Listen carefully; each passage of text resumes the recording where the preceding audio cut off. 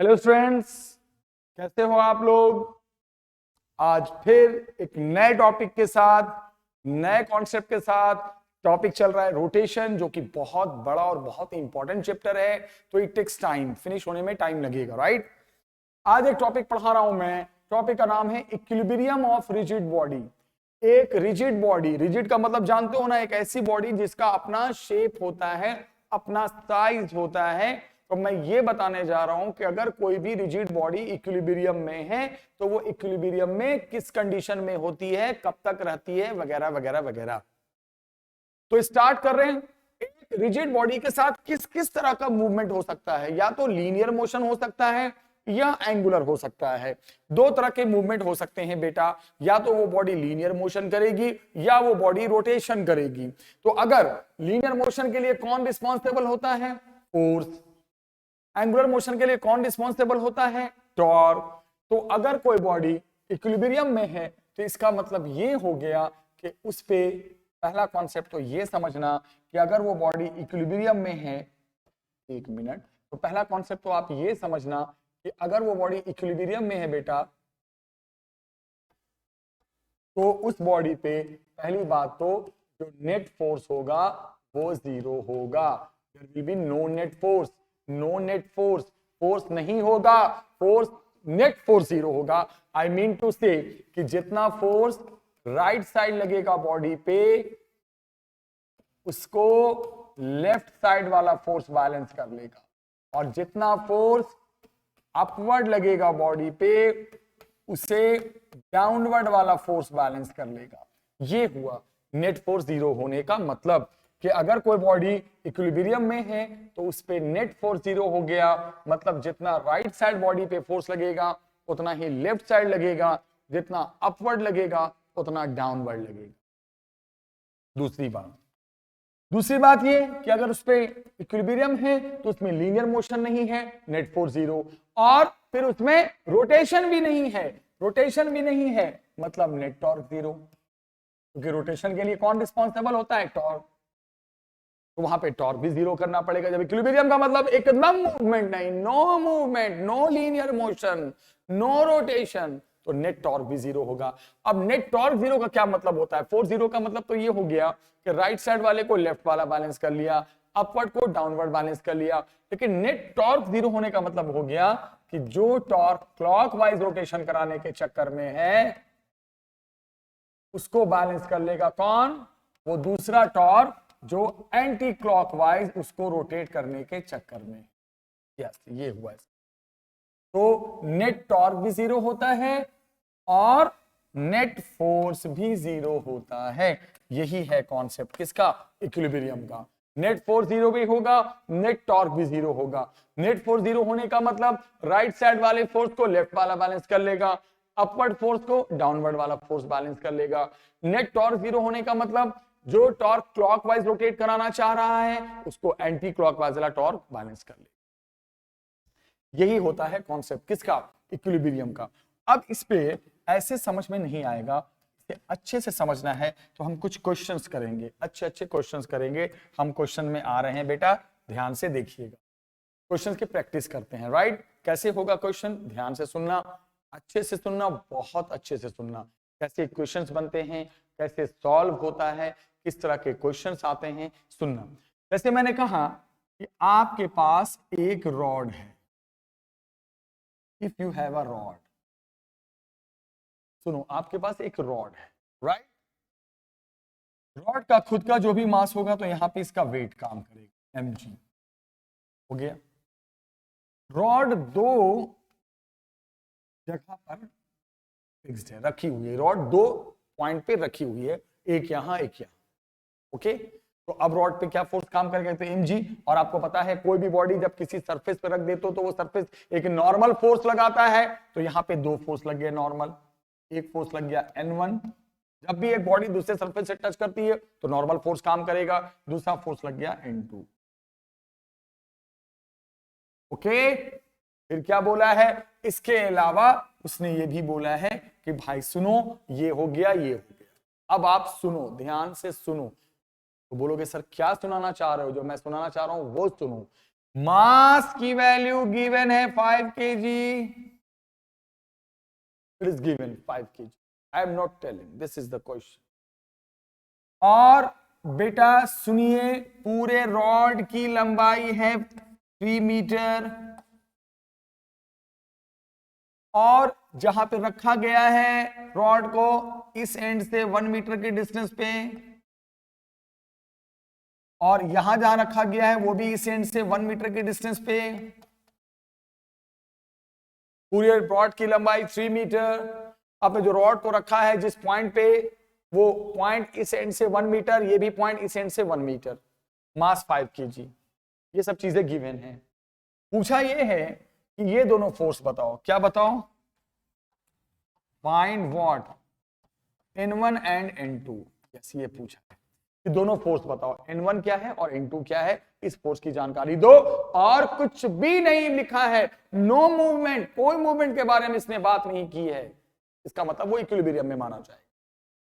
तो सवाल स्टार्ट करते हैं। सबसे पहले हम क्या करते हैं बेटा, आप सबसे पहले इस पॉइंट का नाम O डाल दो, इसका नाम A डाल दो, इसका नाम B। 3 पॉइंट के नाम हो गए 3। जब आपने इतना डाल दिया, ये सब चीजें कर दी, तो अब आप क्या करो, सीधे कॉन्सेप्ट लगाओ इक्विलिब्रियम का, कि इक्विलिब्रियम में माना जाएगा। तो बोलोगे सर हाँ बिल्कुल माना जाएगा। तो आप क्या करेंगे, सबसे पहले net force is equal to 0 करें। नेट फोर्स 0 का क्या मतलब हो गया बेटा, नेट फोर्स 0 का मतलब सारे फोर्सेस बैलेंस, राइट है लेफ्ट को बैलेंस करेगा, अपवर्ड है डाउनवर्ड को बैलेंस करेगा। राइट लेफ्ट कोई फोर्स है नहीं, तो upward is equal to downward, N1 plus N2 is equal to mg।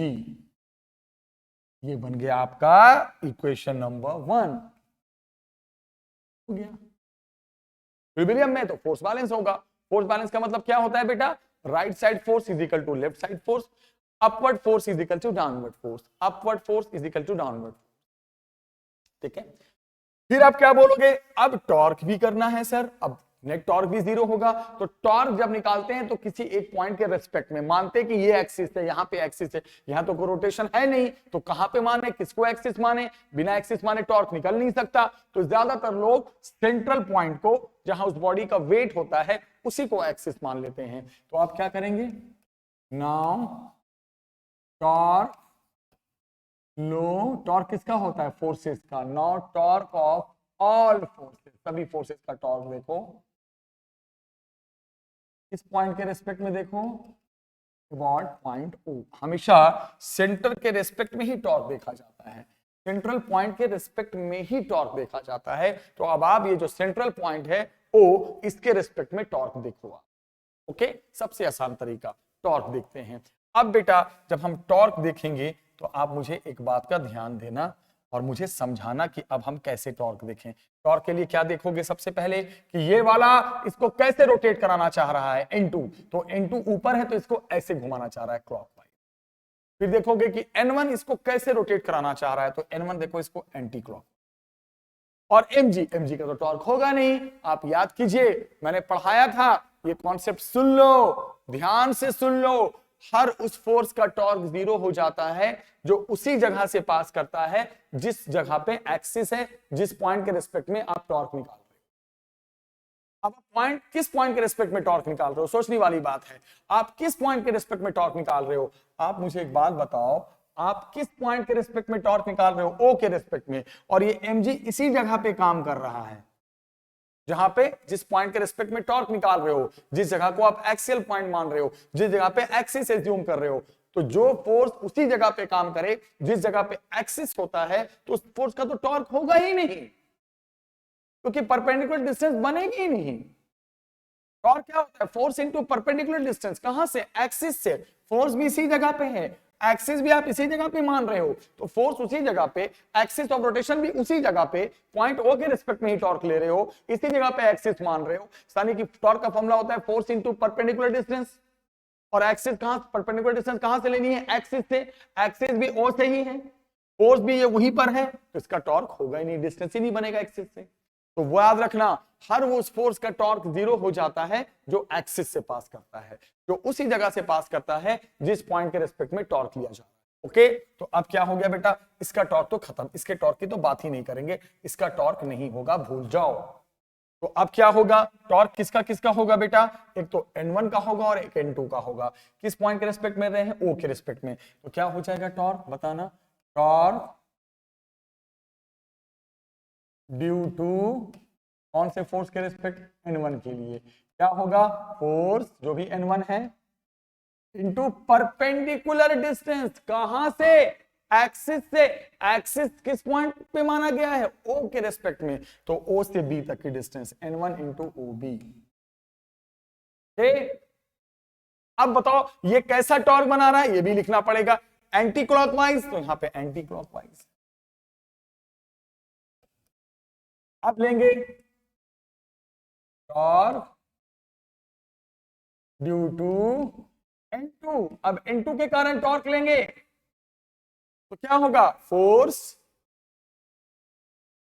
और इनटू परपेंडिकुलर डिस्टेंस, तो एक्सिस तो O पे माना गया है, तो O से A तक। अब ये बताओ कैसे घुमाना चाह रहा है, ये वाला फोर्स कैसा टॉर्क बना रहा है, ऐसे क्लॉकवाइज, तो लिखोगे क्लॉक। उसमें आ गया, आपको पक्का आ गया, मुझे पता है, हो गया।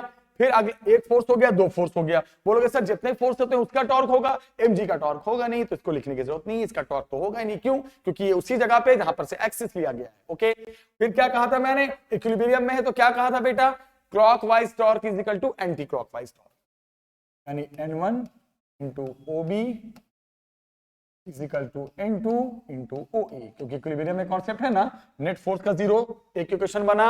उसके बाद क्या है कि इस बॉडी पे जितना क्लॉकवाइज टॉर्क काम करेगा उतना ही एंटी क्लॉकवाइज काम करेगा, इसका मतलब this one is equal to this one, एक क्लॉकवाइज एक एंटी क्लॉकवाइज। ओके, अब बताओ N1 इंटू OB, अब बोलोगे सर OB क्या है, OB आपको साफ डायग्राम में दिख रहा है, वो भी बता देगा OB क्या है। सोचो ये पूरा है 3 मीटर, ये पूरा है 3 मीटर, तो यहां से यहां आधा कितना हो जाएगा, 3 मीटर का आधा 1.5 मीटर, सोचने वाली बात है। अब 1.5 मीटर में से 1 मीटर उड़ा दो, तो ये कितना बच गया बेटा, 0.5। कैसे हुआ, ये पूरा 3 मीटर, 3 मीटर का आधा करोगे तो 1.5 मीटर, 1.5 मीटर से इधर से 1 मीटर बोला था, ये जहां पे रखा गया इधर से 1 मीटर है एंड से, तो ये 1.5 में से 1 गायब कर दो तो 0.5 मीटर, which इधर भी वही आएगा 0.5 मीटर। तो क्या हो गया, N1 इंटू कितना 0.5, N2 इंटू कितना 0.5, ये कट गया, तो क्या आ गया N1 is equal to N2। अब मान लो मैं क्वेश्चन चेंज कर दूं, मैं कहूं नहीं ऐसा नहीं है, चलो थोड़ा सा चेंज करता हूं, ऐसा है कि इधर से जो डिस्टेंस था किसका, इस वाले का, वो 0.5 मीटर था, तो फिर ये कितना आ जाएगा फिर भाई, ऐसा भी सवाल आ सकता है। तो जरूरी थोड़ी है कि ये वाला जहां पे रखा है, जहां पे रखा है जिस एज पे, ये एज इस एंड से 1 मीटर है और ये एज इस एंड से 0.5 मीटर है, अब मैंने अलग अलग ले लिया, तो उस केस में क्या हो जाएगा, सोचने वाली बात है। फिर ये कितना हो जाएगा 1.5 मीटर, 3 मीटर का आधा, ये भी कितना हो गया 1.5 मीटर, 1.5 मीटर, अब 1.5 में से 0.5 उड़ा दो, हो गया 1 मीटर। तो उस केस में OB क्या होगा, 0.5 लिया मैंने, अलग वैल्यू ले ली है, जरूरी नहीं कि मैं सेम वैल्यू लूं, इसको क्या ले लूंगा मैं, अब चलो मैं सेम वैल्यू नहीं ले रहा हूं, इसको ले लिया मैंने 1 मीटर। मतलब ये वाला एज इधर से 1 है तो इधर से 0.5 हो जाएगा, ये वाला एज इधर से 0.5 है तो ये 1 मीटर हो जाएगा। ओके, तो कितना आ गया बेटा, अब 0.5 नहीं कटेगा, अब तो ये कटेगा नहीं। ओके, तो कितना आ गया बताओ जरा, N1 is equal to N2/2, yes, में रिलेशन। ओके, हमें तो N1 N2 की वैल्यू निकालनी है, तो आप क्या करेंगे, अब इक्वेशन फर्स्ट में आ जाएंगे, फ्रॉम फर्स्ट में क्या हो गया, N1 के यहां पे क्या लिख दोगे, N2/2 is equal to mg, mass कितना है 5 और g को लेते हैं 10, तो 5 इंटू 10 50 mg। ओके, ऐड कर दो बेटा, 3N2/2 is equal to 50। Okay, ठीक है, एलसीएम लेके, तो N2 इज इक्वल टू आ गया 100/3, this is the Newton, this is N2 आ गया N2। अब एक बार N2 आ गया तो N1 भी निकाल सकते हो। N2 देखो डबल N1 कितना है N2/2, तो इसका आधा करोगे तो कितना आ जाएगा, इसका जब हाफ करोगे तो कितना आ जाएगा बेटा 100/50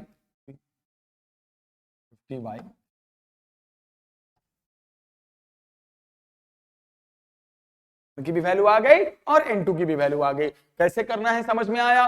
बहुत अच्छा सवाल था। एक रॉड था जो दो एज पे रखे हुए थे, इस एज की डिस्टेंस इस एंड से 1 मीटर, इस एज की डिस्टेंस इस एंड से 0.5 मीटर। बोलो फिर क्या बोला उसने? अब बताओ ये दोनों जब वो रखे जाएंगे तो इस पे कितने फोर्स काम करेंगे? बोलोगे सर 2 फोर्स 3 फोर्स। एक तो खुद का वेट काम करेगा, 2 रिएक्शन फोर्स, जिस एज पे रखोगे उसका रिएक्शन फोर्स।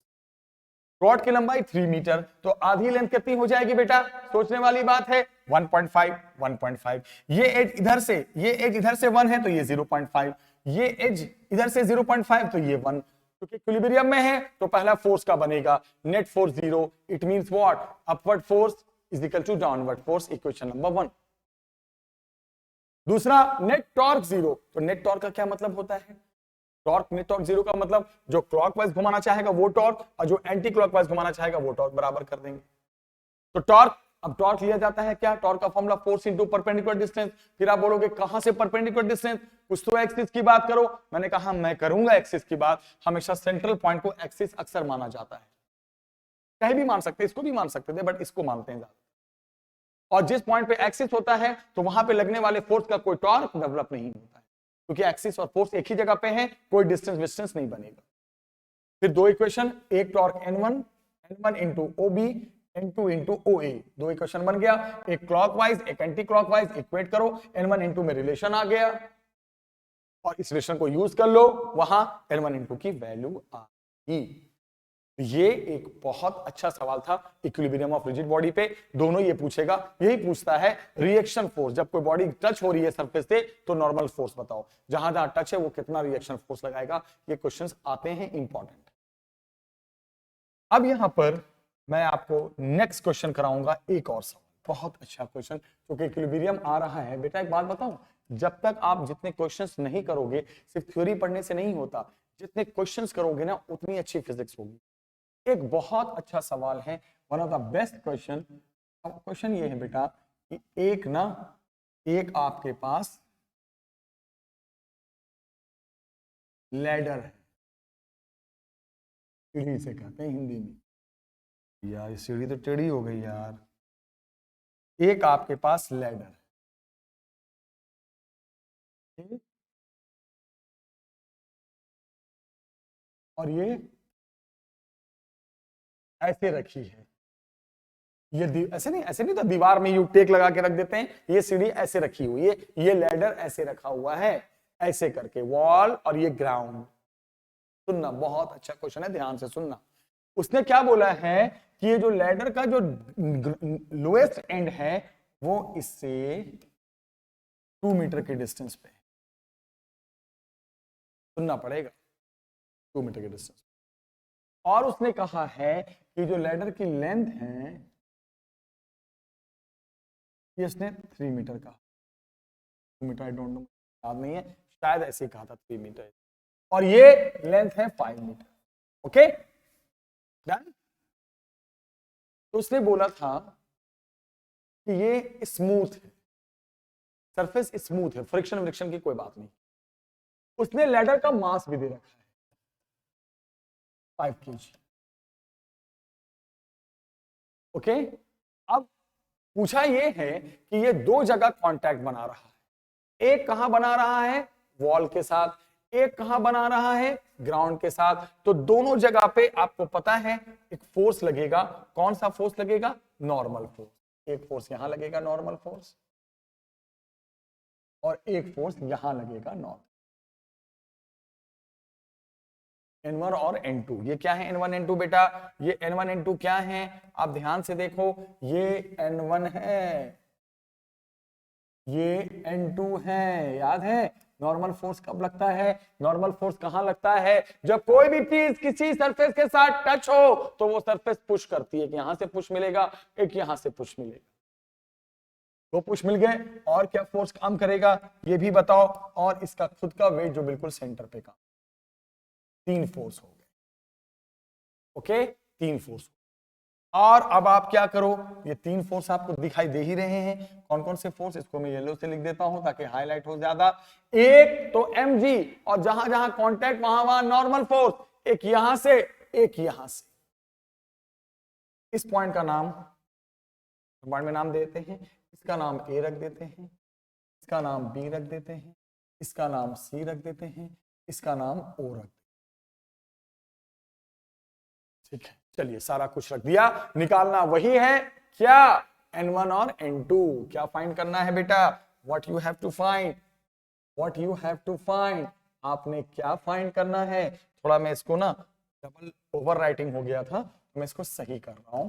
ये N1, ये N2, ये Mg। आपने फाइंड क्या करना है, आपने फाइंड क्या करना है, फाइंड वही करना है बेटा, क्या, N1 एंड N2,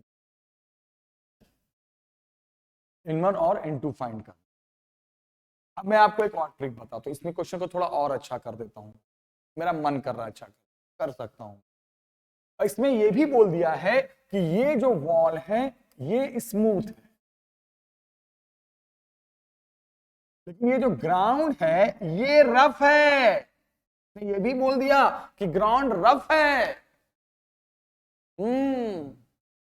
तो इसका मतलब एक फोर्स और बढ़ने वाला है, फ्रिक्शन। वहां नहीं है क्योंकि वॉल स्मूथ बोला है उसने, बट ग्राउंड को रफ बोल दिया है उसने। सुनो ध्यान से, तो यहां फ्रिक्शन काम करेगा यहां पर, क्योंकि जब रफ सरफेस होता है तो जहां पे कांटेक्ट सरफेस बनता है वहां पे फ्रिक्शन फोर्स भी काम करता है। अब बताओ फ्रिक्शन यहां किधर काम करेगा, तो वो कैसे चेक करेंगे, जिधर ये एंड जाना चाह रहा है उसके अपोजिट। तो अगर ये सीढ़ी स्लिप करती है, गिरती है, तो ये नीचे आएगा और ये पीछे भागेगा, तो फ्रिक्शन फोर्स किधर काम करेगा बेटा, फ्रिक्शन फोर्स किस डायरेक्शन में काम करेगा, आगे की तरफ काम करेगा। तो एक फोर्स और आ गया, कौन सा फोर्स आ गया, फ्रिक्शन। कहां पर, यहां पर।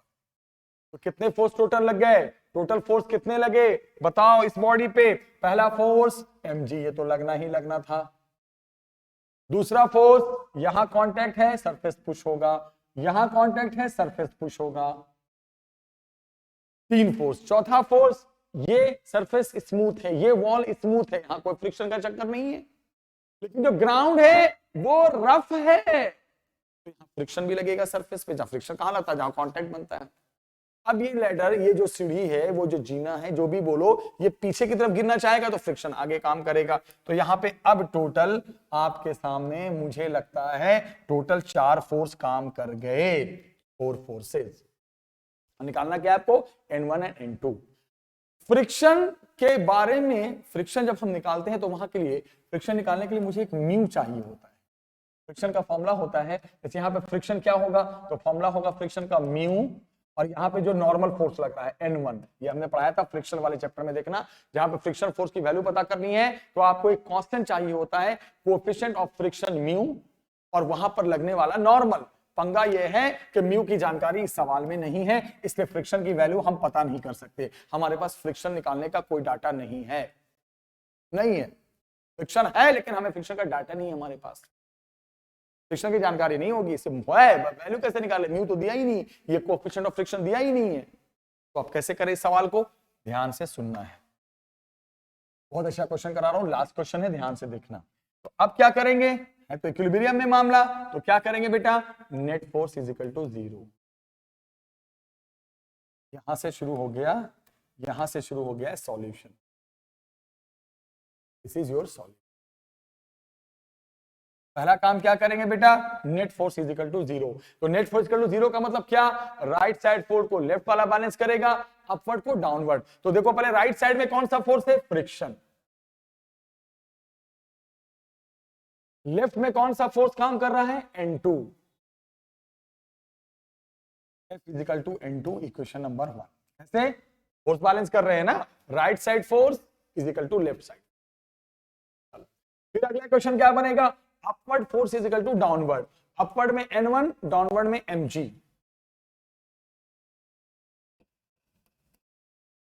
इक्वेशन नंबर 2 ये बन गया किससे, net force is equal to 0 से बना ये इक्वेशन। हो गया बेटा। अब आ जाओ किससे, अब आप देखोगे टॉर्क इस पे, तो मैंने क्या कहा था, टॉर्क का कॉन्सेप्ट अब आएगा। अब टॉर्क निकाला जाए, टॉर्क, अब टॉर्क कैसे निकाला जाए, टॉर्क जब भी निकालते हैं तो एक पॉइंट के रिस्पेक्ट में एक मानते हैं एक्सिस, तो एक्सिस हमेशा हम लोग पिछले सवाल में सेंट्रल पॉइंट को मानते थे, बट यहां हम ए पॉइंट को मानेंगे। बोलो क्यों, ऐसा क्यों, क्योंकि जब एक पॉइंट पे मानोगे, एक पॉइंट के रिस्पेक्ट में टॉर्क निकाल रहे हैं, सारे फोर्स की डिस्टेंस ए से लोगे तो फ्रिक्शन का टॉर्क जीरो हो जाएगा, और हम चाहते भी है कि फ्रिक्शन का टॉर्क जीरो हो जाए, क्योंकि फ्रिक्शन फोर्स की जानकारी है ही नहीं है हमें। तो जिस फोर्स की जानकारी नहीं है और वो सवाल में आ रहा है, तो ट्रिक सुन लो, आप उसी पॉइंट के रिस्पेक्ट में टॉर्क निकालना जहां पे वो लग रहा है, जिस पॉइंट पे वो एक्टिव है। तो यहां पे ओ के रिस्पेक्ट में टॉर्क नहीं निकालेंगे, यहां पे एक्सिस को ओ पे नहीं मानेंगे, यहां पे ए पे मानेंगे, ताकि ए पे मानने से ए के रिस्पेक्ट में टॉर्क निकालने से फायदा ये होगा कि फ्रिक्शन फोर्स का टॉर्क गायब हो। ओके, तो अब क्या निकालेंगे बेटा, now torque of all forces, सभी फोर्सेस का, अबाउट पॉइंट ओ के रिस्पेक्ट में। अब ओ के रिस्पेक्ट में सभी फोर्स का हम क्या लेंगे, टॉर्क लेंगे ओ के रिस्पेक्ट। ठीक, चलो सबसे पहले टॉर्क किसका ले लो, टॉर्क ऑफ पहला पॉइंट ओ के रिस्पेक्ट में। चलो स्टार्ट करते हैं बेटा, सॉरी ओ लिख दिया मैंने यार, मेरा भी ब्रेन कहां चला गया, मैं बोल रहा हूं ए, तो ए लेना है ना, ए के रिस्पेक्ट में, सॉरी ओ में, मेरे मन में ना पिछले सवाल ओ चल रहा था, ए के रिस्पेक्ट में, ए के रिस्पेक्ट में क्यों टॉर्क लेंगे, बार बार बोल रहा हूं, क्योंकि फ्रिक्शन फोर्स की जानकारी है नहीं, फ्रिक्शन फोर्स का कोई डाटा है नहीं, म्यू है नहीं, तो हम उसी पॉइंट के रिस्पेक्ट में टॉर्क लेंगे जहां पे ये अननोन फोर्स काम कर रहा है, ताकि ये फोर्स का रोल ही खत्म हो जाए। ओके चलो, तो अब ए के रिस्पेक्ट, अच्छा एक बात उससे और सुन लो, ये 5 है, ये 3 है, तो मुझे लगता है आपको साफ दिख रहा है, जरा डिस्टेंस की बात कर लें, AC कितना है 5 मीटर, ओके ध्यान से देखो, AB कितना है 3 मीटर, तो अब आपके पास BC की जानकारी नहीं है, तो BC की जानकारी मैं आपको दे दूं, BC की वैल्यू क्या होगी, ये तो आप निकाल सकते हो पाइथागोरस थ्योरम से। कैसे, BC क्या है, परपेंडिकुलर, ये बेस, ये हाइपोटेनियस, तो BC लिख सकते हो ना बेटा, ये कितना है 5 स्क्वायर माइनस कितना 3 स्क्वायर, तो BC की वैल्यू आ गई 4 मीटर, तो इसकी भी जानकारी हो गई मुझे 4 मीटर पाइथागोरस से। ओके अब सुनो, अब हम निकालते हैं टॉर्क। टॉर्क किसका निकलता है, सभी फोर्सेस का। किस पॉइंट के रिस्पेक्ट में टॉर्क ले रहे हैं, ए के रिस्पेक्ट में, याद रखना। तो चलो सबसे पहले टॉर्क ऑफ कौन कौन से फोर्स का टॉर्क गायब हो जाएगा, N1 का और फ्रिक्शन का, of N1 and friction force will be 0। क्यों, क्योंकि ये दोनों फोर्स इसी पॉइंट पे काम कर। अब किसका टॉर्क लोगे, टॉर्क ऑफ, अब कौन फोर्स बचा, mg का, टॉर्क ऑफ mg। तो अब ये देखोगे कि आखिर ये mg इसको रोटेट कैसे कराना चाह रहा है, mg इसको ऐसे घुमाना चाह रहा है, ये भी देखना पड़ेगा ना, क्लॉकवाइज, mg इसको क्लॉकवाइज घुमाना चाह रहा है। तो टॉर्क का फॉर्मूला पहले होता क्या है, पहले फोर्स और इनटू परपेंडिकुलर डिस्टेंस, कहां से, जहां पे एक्सिस माना है, कहां पे एक्सिस माना है, ए पे, तो यहां से यहां तक की, mg ऐसे आ रहा है ना, ये डिस्टेंस बस यहां से यहां तक, तो ये 3 है, यहां से यहां तक की डिस्टेंस कितनी, mg तक की है ना। इसका टॉर्क ले रहे हैं mg का, तो क्या फॉर्मूला होता है टॉर्क का, जिस फोर्स का ले रहे हो वो फोर्स और इनटू परपेंडिकुलर डिस्टेंस। तो mg का लाइन, mg का फोर्स ऐसे आ रहा है, किसके ऊपर, परपेंडिकुलर डिस्टेंस, फोर्स के ऊपर, ये mg यहां से आ रहा है और एक्सिस यहां पे लिया है, यहां से यहां तक, यहां से यहां तक, यहां से यहां तक, 3 का आधा 1.5, तो क्या आधा ही तो होगा ये, mg इंटू 1.5। फिर क्लॉकवाइज घुमाना चाह रहा है, तो ये भी लिखना पड़ेगा क्लॉकवाइज, है बहुत आसान, मैं थोड़ा टाइम देके समझा रहा हूं, आपको टफ लग रहा होगा। हो गया, चलिए इसका टॉर्क निकल गया, थोड़ा सा इसको जगह हो जाएगा। अब आ जाओ नेक्स्ट, अब किसका टॉर्क बचा, टॉर्क ऑफ mg का, n1 और f का तो टॉर्क 0 हो गया, n1 का 0 हो गया, f का 0 हो गया, mg का टॉर्क निकल गया। ओके क्लॉकवाइज, अब हम टॉर्क निकालेंगे किसका, एक और फोर्स बचा है n2 का। Okay torque of n2, torque of n2। अब बताओ n2 का टॉर्क क्या होगा, तो n2 ऐसे है, n2 क्या फॉर्मूला होता है, जिस फोर्स का निकाल रहे हो वो, और इनटू परपेंडिकुलर डिस्टेंस। तो n2 ऐसे आ रहा है और एक्सिस हमने a पे लिया है, तो n2 यूं आ रहा है और यहां से यहां तक का डिस्टेंस है ना, n2 force into perpendicular distance. कहां से? जहां पे एक्सिस लिया गया है ए पर, ए से ले रहे हैं ना, सब टॉर्क हम ए के रिस्पेक्ट में ले रहे हैं ना, तो फोर्स ऐसे आ रहा है, ये डिस्टेंस ये वाला, ये कितना है BC, यानी कितना 5 इंटू 5। फिर बताओ n2 इसको घुमाना कैसे चाहेगा? ऐसे, ऐसे यानी क्या? ये तो क्लॉकवाइज घुमाना चाह रहा था, ये एंटी क्लॉकवाइज। ओके, क्लियर हो गया बेटा, निकल गया। फिर आप क्या करोगे? आपको पता है, फिर मैंने आपको बताया था आप क्या करोगे, फिर आप करोगे clockwise torque is equal to anti clockwise torque, क्योंकि इक्विलिब्रियम में माना गया है। तो क्लॉकवाइज टॉर्क कितना है? mg into 1.5 is equal to कितना? इंटू 5।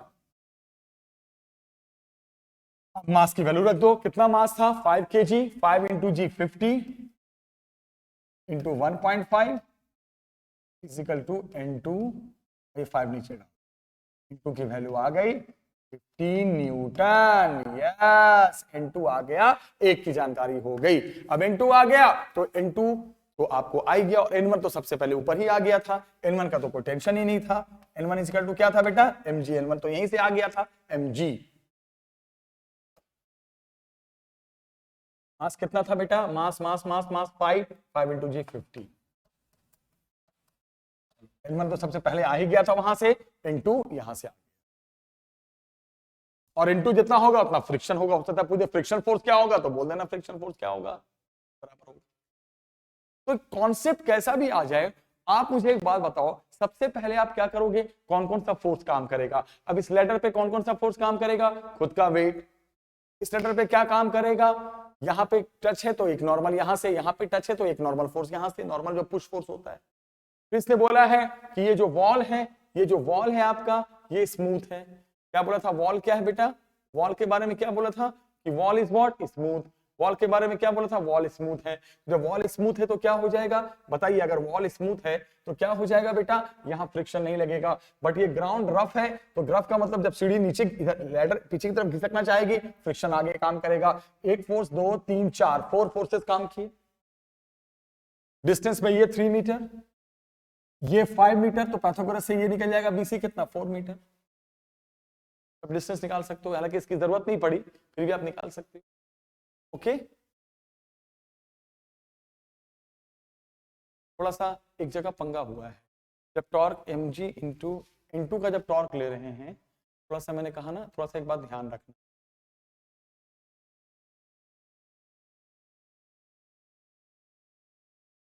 n2 का जब टॉर्क लेंगे, n2 का जब टॉर्क लेंगे तो एक गलती हो गई है। n2 ऐसे है ना, फोर्स ऐसे है, और परपेंडिकुलर डिस्टेंस ये लेना है ना, तो ये कितना है? ये 4 है ना बेटा, थोड़ा सा मुझसे मिस्टेक हो गया।